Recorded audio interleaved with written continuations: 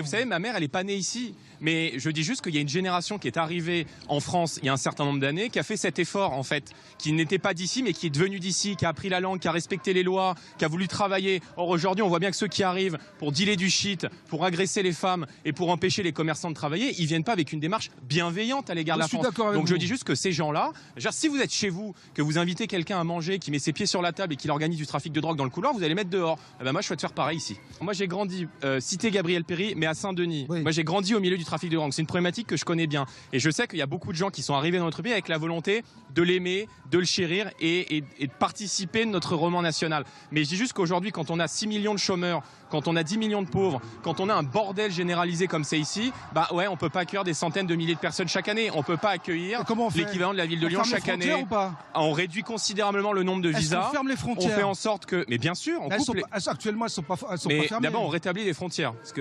Vous voulez rétablir les frontières. Ah ouais. Chez nous, moi j'ai une porte chez moi, j'ai une porte et des fenêtres. Oui. Bah, j'aimerais bien qu'à l'entrée de la maison France, ce soit la même chose. Surveillées par Frontex, même si vous critiquez le système Frontex. De manière dérisoire. Donc, on rétablit les frontières nationales.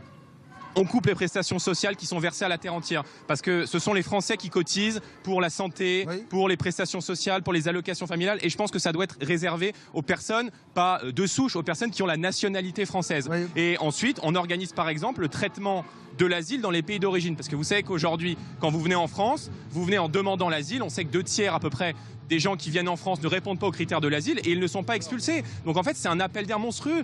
La France est devenue un hall de gare. Vous arrivez avec vos bagages, votre langue, vos mœurs, vos us et coutumes, vous arrivez, vous vous posez là et puis vous restez. Ben non, je pense qu'il faut remettre un peu d'ordre et je pense que c'est ce que pense une majorité de Français en vérité.